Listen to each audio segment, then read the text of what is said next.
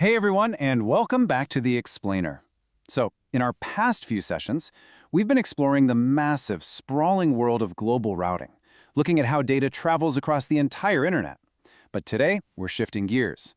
We're moving our focus from communication between different networks to the incredibly busy communication happening inside local networks.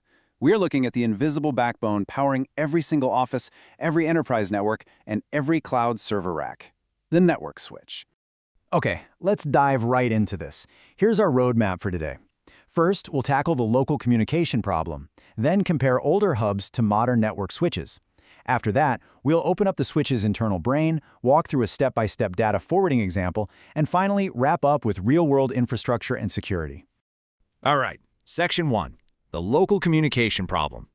Think about it. When you hit print on your laptop or, send a massive file to a local server, how on earth does the network know exactly where that packet should go? Like, why doesn't your local traffic just get blasted to every single device on the floor?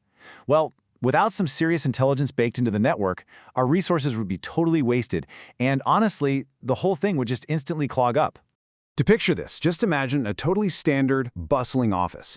Let's say you've got exactly 38 local devices sitting on a single floor. We're talking 20 employee laptops, 5 printers, maybe 10 IP phones, and 3 local servers. And hey, you probably got security cameras and Wi-Fi access points sprinkled in there too. All of these devices are just constantly trying to communicate.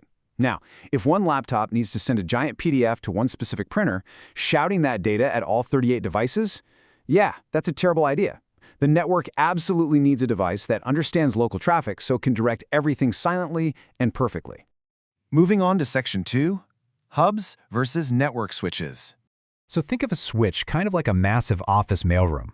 Imagine a huge building where employees are constantly sending physical documents back and forth.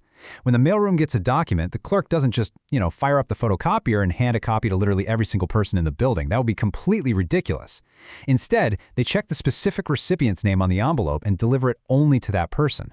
Well, switches work the exact same way. They examine the destination's identity and intelligently forward the digital traffic right where it needs to go. And this brilliantly illustrates how our networking hardware has evolved over the years. Over on the left, you've got the older hub technology. Hubs were basically the bad mailroom, just zero intelligence. A hub would receive incoming data and blindly broadcast it out to every connected device. It created massive inefficiencies and tons of data collisions. Now contrast that with the right side, the modern network switch. The switch actually reads destination information, it selectively forwards the data, and ensures highly efficient communication. It's the modern standard that completely wiped out those messy hub-era collisions. All right, Section 3, the switch's internal brain. So here's the fundamental rule. Every single network device contains a unique hardware identity. We call this a MAC address. Now, we know routers use IP addresses to navigate the massive global internet at layer 3 of the OSI model. But switches? They operate down at layer 2, the data link layer. They rely entirely on these hard-coded MAC addresses to make all their local communication decisions. Your laptop has a MAC address, the printer has one, the server has one. You get the idea. Now, what's really interesting about this slide is how the switch actually keeps track of all this. It maintains an internal memory bank called a MAC address table, and this maps its physical ports to specific device MAC addresses. So, port 1 connects to the laptop's MAC, port 2 to the printer's MAC, and so on. And the crazy part? This isn't programmed manually by some exhausted IT admin.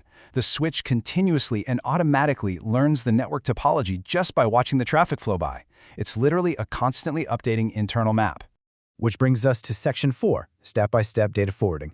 Let's walk through the exact 4-step life cycle of how local data actually gets forwarded. Step 1.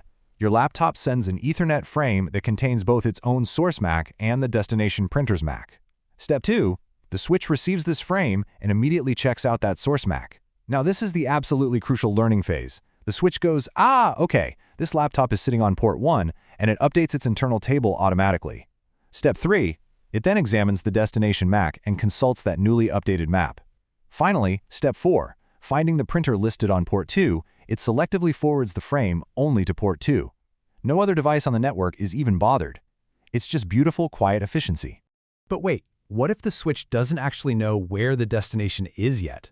Like, what if someone just plugged in a brand new IP phone right this second? Well, if that destination MAC address is completely unknown, the switch does something called flooding. It temporarily sends the traffic out to all of its ports actually a bit like those old hubs used to do, but just for that one specific frame. Eventually, the correct destination device is going to respond, and when it does, the switch instantly learns its location, updates the MAC table, and boom, all future communication is perfectly efficient again. The learning never stops. And finally, Section 5, Real-World Infrastructure and Security. First off, let's clear up a super common beginner mistake. People confuse routers and switches all the time. A router handles global communication between entirely different networks using IP addresses, up at layer 3. A switch, on the other hand, handles the internal device traffic inside one single local network using MAC addresses, down at layer 2. By understanding exactly what a switch isn't, we can perfectly define what it is. Both are absolutely critical to the network, but their day-to-day jobs are completely different. Now, you might be wondering, with literally everything moving to the cloud these days, do physical switches even matter anymore? Yes, absolutely. More than ever, actually. Think about modern data centers run by massive providers like AWS, Microsoft Azure, or Google Cloud.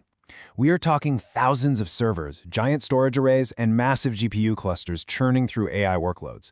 Even when you're using highly abstracted, cloud-native systems like Kubernetes, at the end of the day, they absolutely rely on a foundation of physical server racks communicating at lightning speeds over, you guessed it, hardware switches. So the crucial point here is that because switches form the absolute bedrock of local network trust, they are major targets for hackers.